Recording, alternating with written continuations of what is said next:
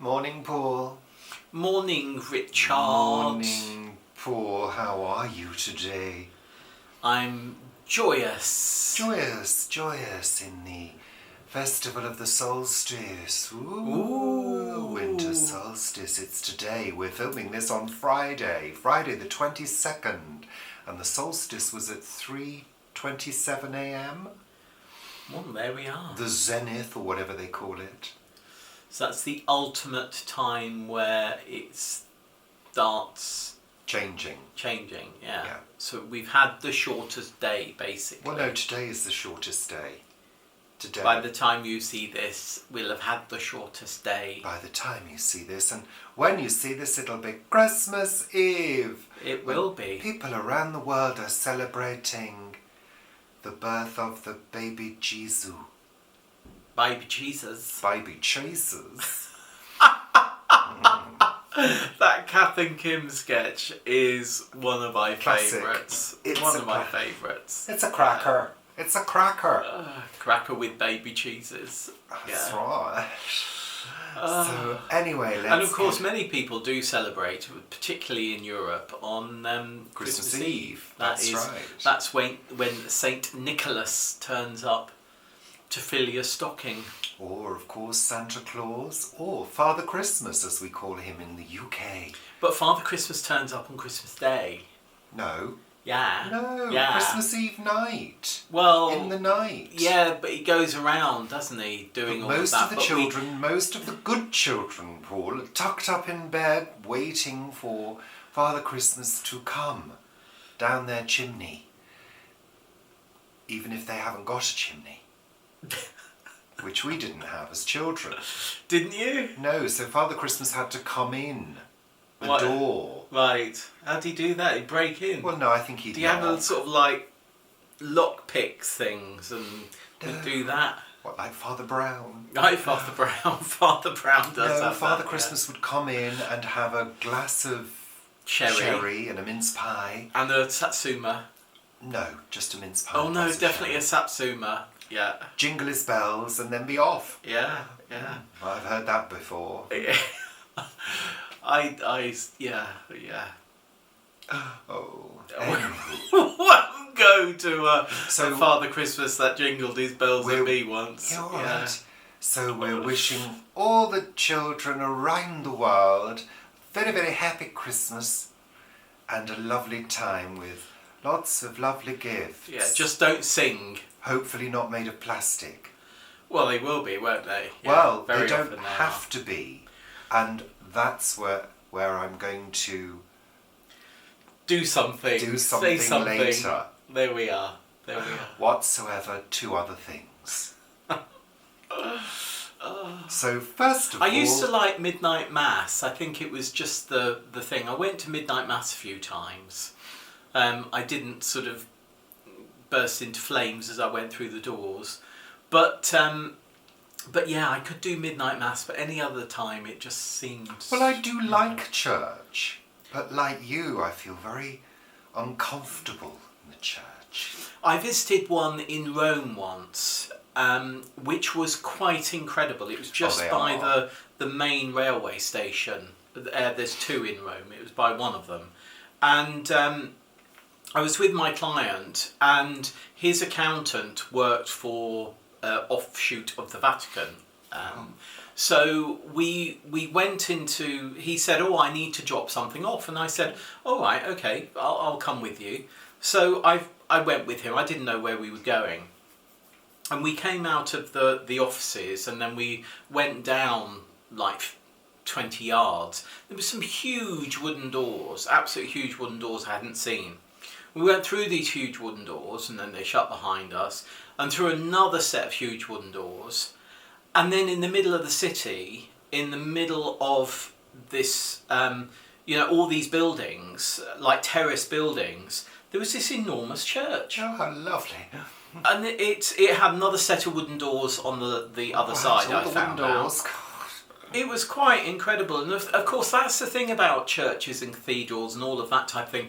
They're meant to be awe-inspiring, aren't they? Duh. Yeah, hello. no, exactly. It's theatre. It is Church theatre. is Yeah. theatre. It's a show. Yeah, absolutely. Designed to make the followers feel ecstatic and uplifted to God. And in awe. Yes. Yeah, and controlled. Absolutely. I think you'll find it doesn't work anymore, though. Well, for a lot of people it does. I don't Yeah. think it does, Paul. I think a lot of people it does. Oh, do you? Yeah, That's lovely. yeah. Let's move on at this godly time of year. What were we talking about? I don't know. No idea. Don't know. Oh, midnight mass. Yeah. So that's let's say a bloody thank you, welcome, bloody everything to all of the viewers around the world at this time of year and beyond. and beyond. Yeah. Yes. You never know. There might be some sort of creatures, alien creatures on another planet, wondering what on earth's going on Earth with us beaming out. Do we beam out anymore? No, I don't think we do beam No. out anymore. I think it's all contained. We've mentioned that before. Yeah, Since so the they won't digital be. age, since everything's sort of, It's all trapped contained, now, isn't it? Yeah. it's not being beamed out by radio waves. Oh. I know, poor That's aliens not enjoying Richard and Paul anymore. Let's move on. Though of course there could be aliens here that we don't know about. Or And they interdimensional could beings. be. Yeah.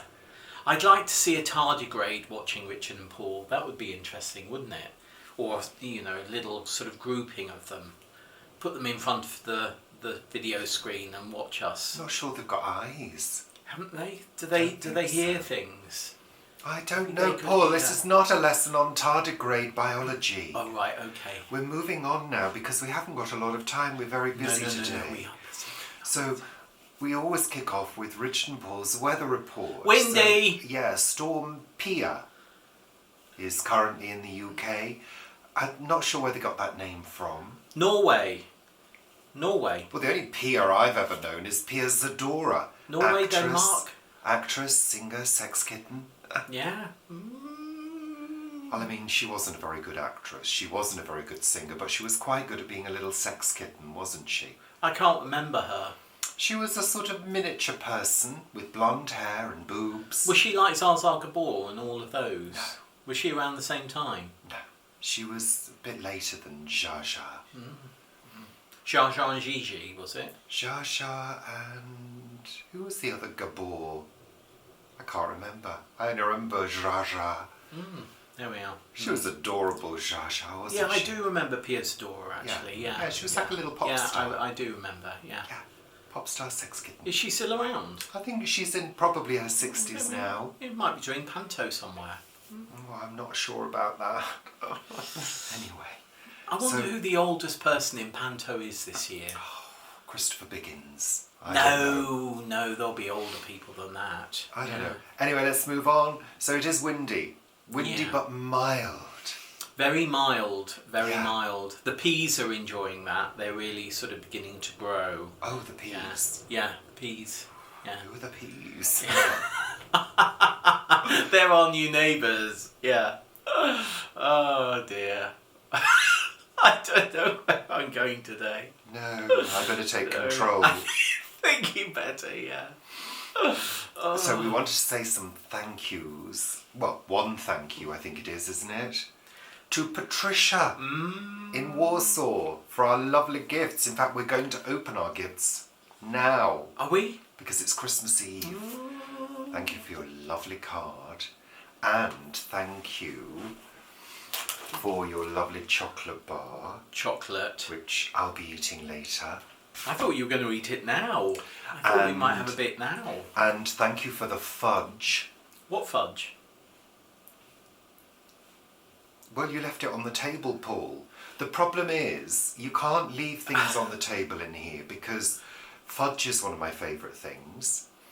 And I can hear them crying out to me. What, the little sugar crystals? We want to melt in your mouth. Yes, We that's- want it to be nice and lovely. That's exactly and how they all sound. squishy. That's it. I think I have a psychic connection with all chocolate. Because, no, seriously, because I can hear them in the tin. You can. But then when I open the tin, there's like a cheer. Is there? Is there? With little rainbow colours coming out. Isn't that what you get with celebrations? The box of I get it celebrations. with all chocolate. Did you get it with that whole box of Quality Street that is no longer full? Yeah. Well, empty. And in the fact. voices are calling out to me. Eat me now. And I have to, it's true. It's true. I think there's something terribly wrong. I enjoyed that they had some chocolate blocks in that Quality Street tin. I quite liked those. Chocolate block. Oh, chop blocks. Yeah. Chop block. It's called a chop block. So they were quite nice, but all the others are quite sort of sugary and that caramel hazelnut thing now. It's like so small. You know, they're the ones that are a bit like a sort of funny sort of Admiralty hat, you know, and they got the hazelnut and caramel. And they used to be like, I mean, not that big, but they used to be big, and now they're just tiny. The purple one you're talking about. Yeah, That's right. Well, I don't look at the size, I don't look at the shape, I just pop it in and swallow. Do you chew it? Sometimes.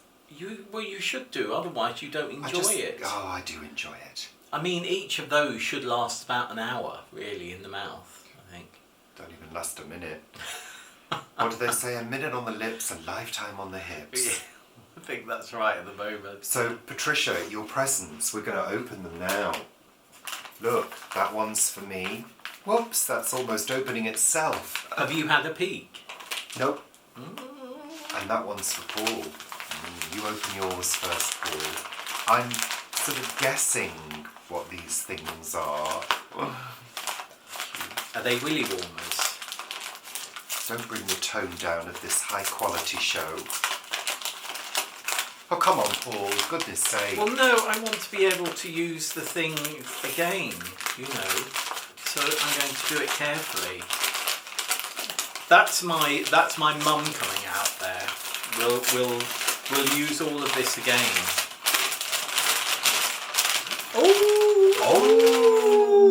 Oh, sockies. adorable. But look, it's hedgehogs. You're alright, God, calm down.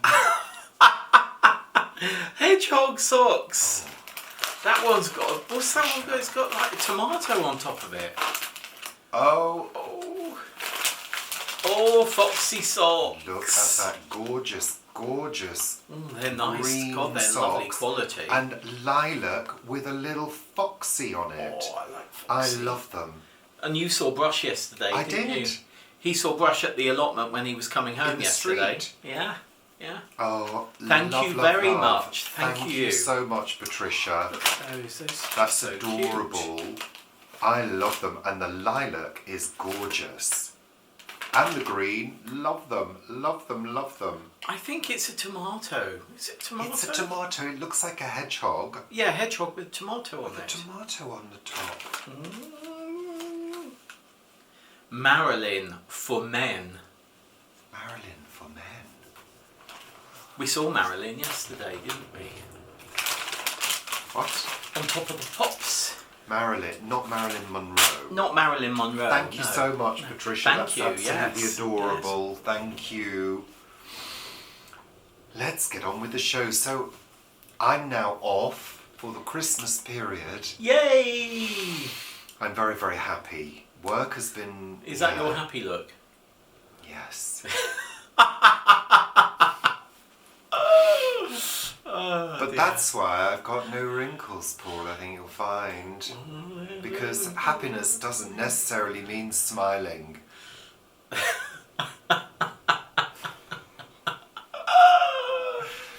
So I am happy to be off work because work has been a bit full on recently, and I'm off today, and then I'm back into work on the 27th. So I'm working between Christmas and New Year because it's double time. Yay! Yeah, and obviously I'm there to support Yeah. our customers and our workers. So yeah, but it means a couple of days off, but we're quite busy. Yeah, I think we are busy. So today it's Friday today for us. So today's a chores day for me. Chores day, filming. I need to possibly do a little bit more shopping. not for food shopping. And get to the allotment. Tomorrow we are seeing friends. We're going briefly. for an afternoon fondue. We are, yeah, cheesy fondue. Haven't had a fondue for years. Absolutely haven't. Lovely. So that will be interesting. Then Sunday I'll be at the plot and also preparing for Christmas Day. So I'm going to be cooking a nut roast or putting it all together that day and doing various other prep things. So yeah, and then obviously have to edit a week at the plot on Sunday as well, because that's going out on Christmas Day at 6 o'clock as per usual, or Monday 6 p.m. as per usual now. So yeah, it's going to be busy. And then I've got work to do with Vanessa next week. So I think it's possibly one of our busiest Christmases for some time. Yeah. Well, I mean, we say busy. We've not got 20 people coming for dinner. Oh, and, no, thankfully. And no. Loads of gifts to wrap and all that. We haven't got half as much to do as some people have. But that's kind of how we like it. We're low-key Christmas people. I met somebody yesterday, a dog walker that I know, and they asked me what we were doing Christmas Day and over Christmas. So I sort of told them, and I said, you know, we don't really do Christmas. We're going to have a nice sort of meal with our friends on Christmas Day or with some friends on Christmas Day. And she went, oh, you're missing out. And it was like, no, we're not missing out. No. And she went, oh, no, you are, because you're not with lots of other people. And I went, no, that's fine. That's absolutely fine. And there is this sort of, you know, with some people, there's this thing that if you're not doing what everybody else is doing and rushing around and, you know, having loads of presents and things, you're missing out. And it's such an odd sort of thought, I think, for me. Okay, for me, I've had this at work a few times. Sorry, I'm going to have to get a tissue. My nose is doing its usual thing. I just can't go on. For me, at work, there's been a couple of people who have literally said, you're missing out. And you kind of think, no, you are imposing your own FOMO on me. You know, and I haven't been rude, but a couple of occasions I've sort of wanted to say, do you mind? Because, you know, that's not how I feel about Christmas. Yes, it would be nice to see family and friends, but I can see family and friends at any point in the year. I don't need the festival that I don't really celebrate to be imposed upon me. I don't really need that in my life. And, you know, life feels frantic enough very often in terms of just stuff, to have Christmas as an extra thing. And the thing is, you know, people say, but it's about giving and helping others. We give. And help others. Throughout the year. All year round. You know, we're part of this community. I work for a community team that serves the community. So I do my bit at work. We both give to charities. So we do our bit in society. I think we're pretty good members of society. Yeah, I think so. That contribute. So and also we keep our carbon footprint pretty low. Very low compared to some of the people we know who are spending most of their time flying around, having holidays, buying, frankly, loads of old crap to fill the planet up with stuff, and plastic and whatever else. We try our best to keep that to a minimum. So I think we do our bit. Yeah. You know, and frankly. Quite content in doing that. I wouldn't say we're saintly, but, no, you know. Good grief, no. Maybe I am, maybe, yeah. But do you know what I'm saying? I think it's slightly rude of some people to try and force their love of Christmas onto you. And I think that, I mean, we watched a programme this week which we hadn't pre-recorded, so we saw the adverts, which I just muted the adverts, but we saw the adverts, if you see what I mean. We were having a chat, weren't we? And it was all the fakery again, I know I mentioned this last week, but the fakery in the advert around that was just sort of, oh. And I think also there's quite a few people that I've spoken to this week who've come for appointments, and I've talked about the solstice, and quite a few people don't even know what the solstice is.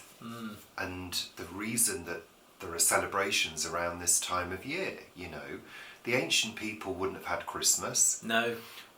They wouldn't have even known what the solstice was. They wouldn't have had a name for it until, I guess, you know, people sort of described it in terms of the heavenly movements, of the heavenly bodies.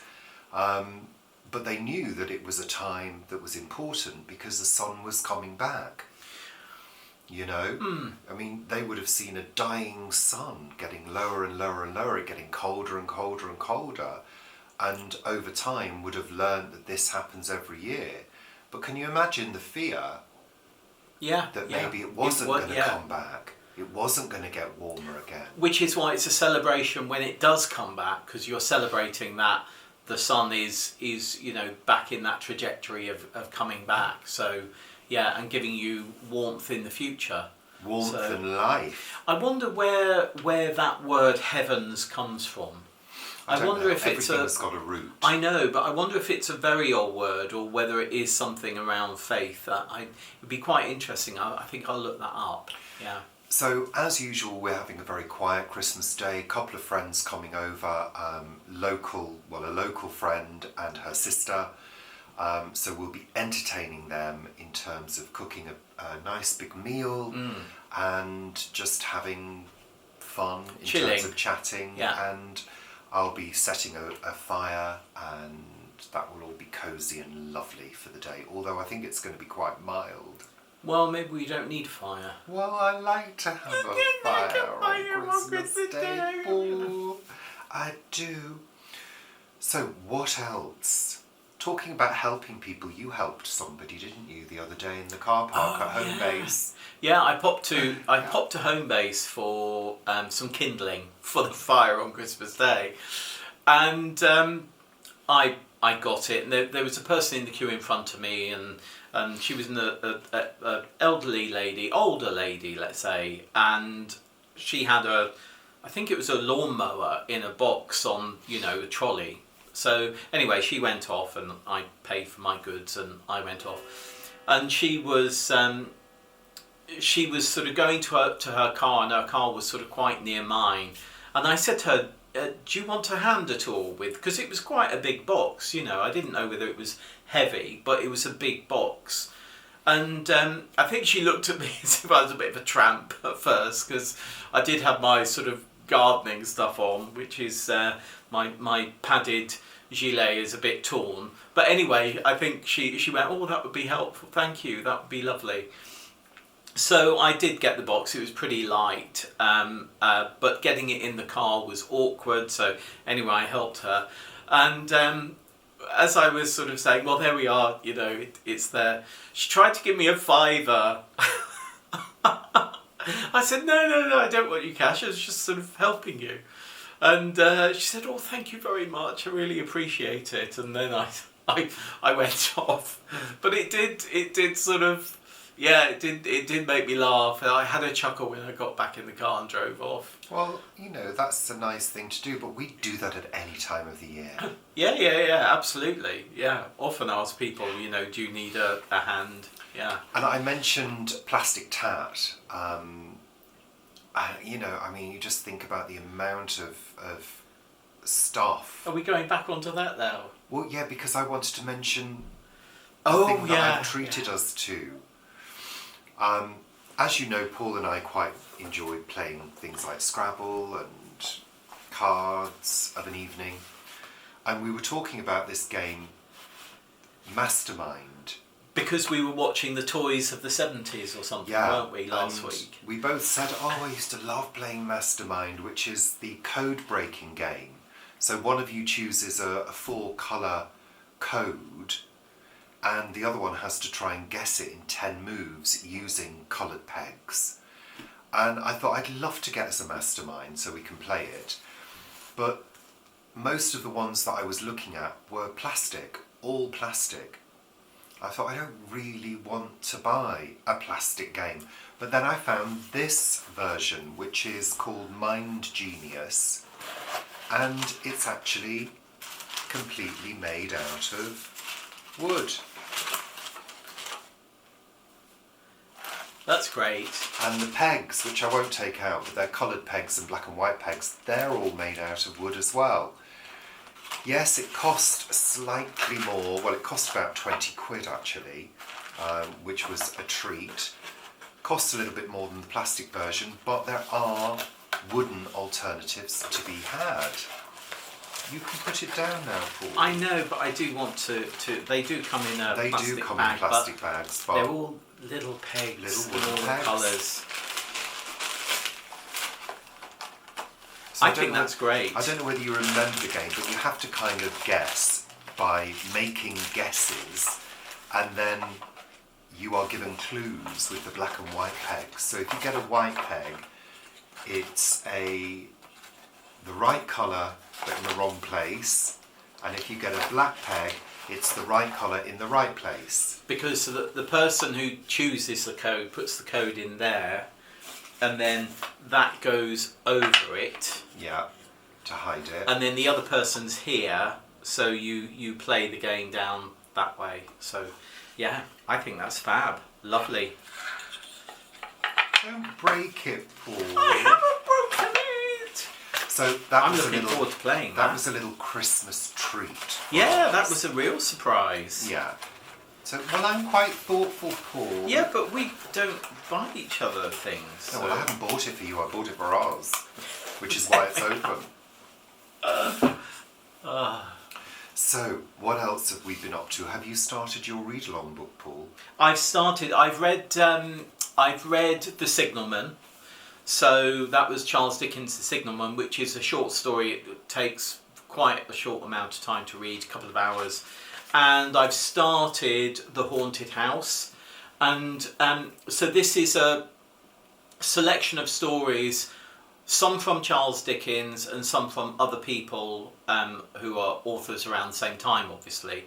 And I've read the first Charles Dickens, and I'm on to the second one now. I'm not sure who that is. Is it Elizabeth Gaskell or something?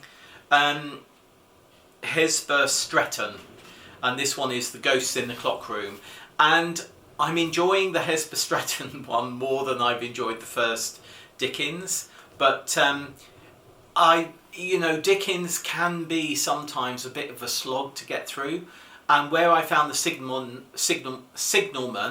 easy to read, maybe not easy for me to say, but easy to read, the first short story here was a bit of a slog, but I'm getting through it. And I know other people are as well, including some people who've tried Dickens in the past and have found his writing a bit challenging. So, yeah, I'm looking forward to getting on to the other writers that are in here. I think there's about 5 writers in total. I haven't started mine yet, but Paul managed to get a copy. Was it from the library? It was from World of Books. The Chrysalids. So that's for Look at me the size to of read. the font. It is a small font. Oh my God, no! There's no way I could read that. But you're reading it on I'm Kindle. doing it on Kindle, and the great thing about Kindle is you can make it really big, so it's much easier to read for me. Yeah. Yeah, with my glasses, I can read that absolutely fine. I can read it fine, actually. Lovely, Paul. Yeah. So that's super. I'm going to be reading mine, hopefully starting on Boxing Day. Right. Because Boxing Day is a day set aside for us to do very little other than eat chocolate, eat leftovers, and watch TV and read. And Maybe have a play walk. games. And maybe have a walk. Maybe. It's really my only sort of complete day off. Really. I know. New Year's Day is a day off as well. That's a Bank Holiday Monday. Mm-hmm. So that's all good. Lovely. So it's time to get on to the final segment of the show, which is what have we watched on television this week, Paul? Yeah, it's been quite a good week for TV. We've discovered a couple of new things, haven't we?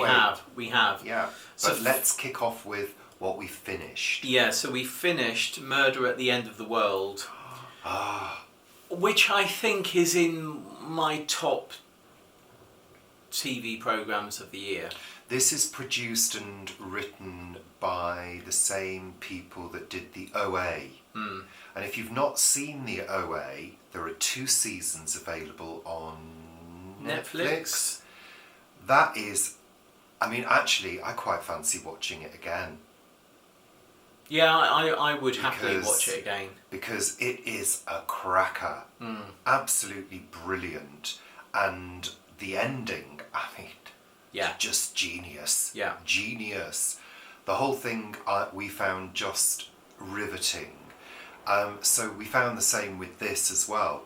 The Murder at the End of the World. Really, really liked it. Yeah. And I did guess, but I guess for partially wrong reasons, who the murderer was. Yeah. Yeah. So very highly recommended. Very enjoyable. And that was on Disney, and that day that the last episode came out was the last day of our subscription, so we have no Disney. It was a freebie. Yeah. So we're finished with that now. We also started a new show on Netflix, Carol and the End of the World, which is an animation, and it's quite dark. It's funny in places, but it's very engaging. Yeah, I love it. Very engaging. So we're almost at the end of that one. There's a something coming towards Earth, and the whole of the whole population of the Earth knows that the end of the world is nigh, and it's sort of it tells the story of individuals. May react to that. But actually you get the impression that the majority of people are being quite hedonistic and fulfilling certain dreams. Bucket lists. Doing bucket list stuff. Whereas you've got Carol, who is taking her time to catch up with that, and doing it her own way. So yeah, really interesting watch, really engaging for us. An enjoyable animation. It's sort of slightly different style, and it's interesting because when Richard's niece Sophie from Sophie's Stock Art was here last week, she was talking about a new style that she's trying of her art, and it made me. I thought, oh, that's interesting, and then we saw this animation, and I found this animation quite fresh and different. Yeah. Yeah, so that was enjoyable. We rewatched the Motherland Christmas special from last year, which was bittersweet, isn't it? Yeah. But Genius. very funny. We started a new show on Apple. Invasion. Again. Riveting. Story of some kind of invasion of Earth by some kind of unknown entity causing mayhem for several groups of people that the story follows. Around the world. Yeah. So very enjoyable, quite dark. Just thinking quite a lot of things that we're watching at the moment. Was it Leave the World Behind or something last week? Are all about sort of, there's quite a few themes going on. There are around the end of the world, but hasn't there been for years? I know, but there seems to be quite a few going on. I think politically people are thinking maybe it is the time for the end of the world. I think generally there are a lot of threats in the world. There are a lot of things to be afraid of, if you're so inclined. So that's enjoyable. A few other things we watched. Inside McVitie's at Christmas. This is the McVitie's factory that makes biscuits. And it's the story of their Christmas campaigns. Yeah, basically. And their Christmas production lines. Fascinating. Yeah, they're known for a Victoria tin of biscuits, and I think were they saying that they sell 500,000 of those a year or something like that, and it is I mean, it used to be tins. Now I think it's a box of biscuits, And I remember we always used to have one for Christmas, and I think they're pretty much still the same now. And all of the packaging, whether it's in plastic, sadly, the box is box, but where the things go, the biscuits go, they're all done by hand, gloved hands, so hygienically. But they also said about launching a white chocolate digestive biscuit, which seems to have gone down well. I mean, it didn't look that attractive to me, really. So that was fascinating. We also watched the 70s supermarket at Christmas, which, as you can imagine, is a trip down memory lane, looking at all the things that we used to purchase in the 70s, and also looking at the culture of supermarkets in the 70s and how, opening times have changed. I mean, supermarkets had limited opening times, 9 to 5, and then there were short days, half days, and of course at Christmas early finishes. Yeah, absolutely. Well, so they would shut for days, where now I think they only really shut for 1 or 2 days. I think several shops like Marks and Spencer's are shutting on Boxing Day this year again. But that was quite interesting, and had Rusty Lee doing some cooking on it, and she's always worth watching, always a laugh. So yeah. We've also watched a few of the reruns of Top of the Pops from the 80s.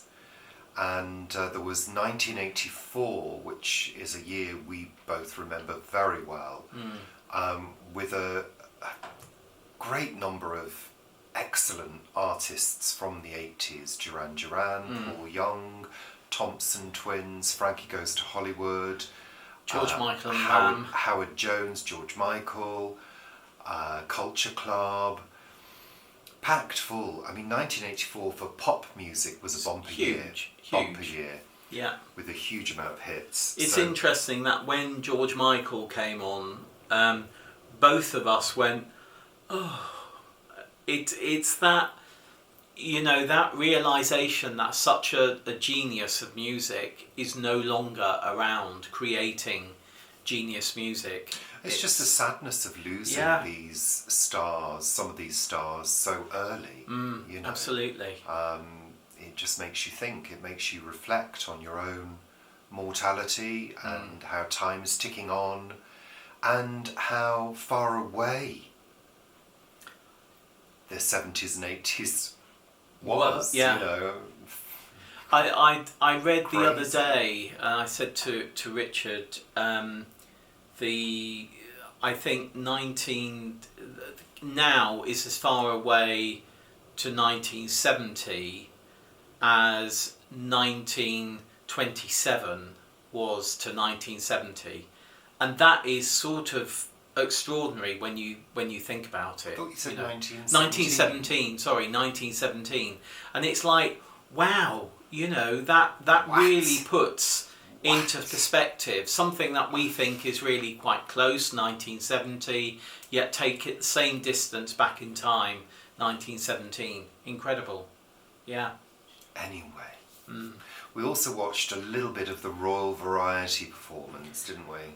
We did, yes. We watched sort of the tail end of it, and as many of you, well, I think some of you know, I worked at Bill Kenwright Limited, who was a significant producer, theatre producer, and was the producer of Blood Brothers, which was hugely successful and still one of my favourite musicals. And it had Mel C, was it? From the Spice Girls. From the Spice Girls, singing the Tell Me It's Not True. And it was just... It was a plastic version. It was so unemotional, so plastic. It sounded auto-tuned to me because it sounded too perfect. Absolutely. It didn't sound like a real live performance to me. I'm sure she was singing live, but it was definitely processed in some way. It didn't sound... It had no soul to it at all.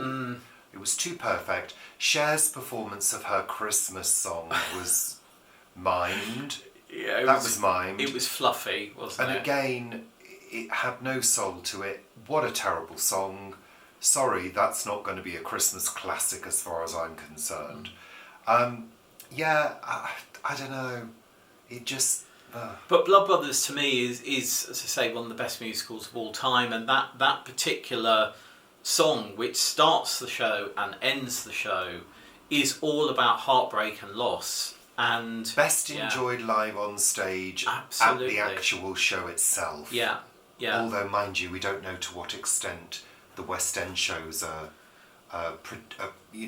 processing their vocals now. No, we don't. Well, they're probably all auto-tuning everything now. We did. There was another musical. There was another musical that had a segment, and we just went, "Oh God, that's awful." Well, they all seem to sing through their noses. There's some school somewhere teaching new vocalists to sing through your nose, and it just sounds horrendous. Absolutely horrendous. No, if this is the future of musicals, then leave me out. I'm not interested. Absolutely. You know? Yeah, yeah. I want to hear heart and soul in a vocalist. I don't want to hear a computer processing the vocals. Really. You know, that's what it all sounds like now. And even, I think David Soul, we saw him in Top of the Pops, and he played the narrator for, I think, 12 weeks in the West End when I was working on the show, on Blood Brothers. And his voice was just sort of amazing. It's just interesting real voice. how talent of real voices is... I'm not saying it's not there anymore, but all of this processing that goes on with voices just makes things sound a bit. And the problem is, same. a lot of young people are now used to it. That is pop music absolutely. Now. And I kind of don't get it. I mean, I'm all for electronic music. I love electronic music. And, you know, the sound of a processed voice used sparingly in a track can be really interesting, but used for a whole vocal all the way through, I just don't get it. Unless it's something like Oh Superman, which is incredible in a different way, if you see what I mean. I mean, but she's an artist. Absolutely. Laurie Anderson is an artist who has used all sorts of techniques on stage. She used her body at one point, hooked up to a machine that produces sound, so she was using her body to make sounds. That was incredible, but that was all new and fresh and interesting. Everybody's doing it now, which makes it uninteresting and mainstream, which to me is Yawn-a-rama, frankly. Yeah. So that's it. Is that it? That's it for this week's show. All that's left for us to say is whatever you are doing for your holiday, your Christmas, whatever you want to call it, this holiday, solstice, Christmas, whatever, enjoy it. I hope it's peaceful and calm, which I know it's not going to be for lots of you. It's going to be frantic and crazy with paper flying in the air. And if that's what you want and what you enjoy it. Enjoy it. Have a good time. But take time out for yourself. Absolutely. You know. Even if it means going out of the house in a coat and sitting in the garden, if you've got a garden, or on a park bench or something like that, and having just half an hour to yourself. Well, and also, you know, if you enjoy a drink, please drink responsibly. Don't go crazy. I know some people do on Christmas. We used to. Yeah. We were steaming by the time lunchtime came. We'd normally consume 2 bottles of champagne for breakfast. Yeah. And be on literally cloud 9 by the time it came to lunch. And then exhausted in the afternoon. I think that's the state of many people. Hungover on Boxing Day. I personally don't want to spend my day doing that. We'll have a glass of fizz. Our guests may drink more. One of them certainly will, I know. And that's fine. And that's fine. But we choose not to do... Well, you'll probably have more to drink than I will. Oh, I will have more to drink than you will, but I won't go overboard. No. Yeah. No. Stay safe. Have a good time. And we'll see you very soon for more fun and frolics. We've got to get on now. The show that we call Sunday Chat. It's all happening at once. So, it's bye from ours. we'll see you very soon. We may be popping up at some point to do a little live show, not sure when. Yeah, well, we did mention it, Paul. Don't be Did silly. we? No. I said, oh, we're going to do a live on Boxing Day, and you went, no, No! I want my day off. I want my day off. But let's maybe think around New Year, perhaps. So watch out for that. Thank you for all your support in 2023, and may we wish you a very happy, peaceful 2024. Let's... What? Why are you saying that? A happy, peaceful 2024. Well, we got Sunday chat for next week, yeah? Oh yeah, is that still in 2023? It is.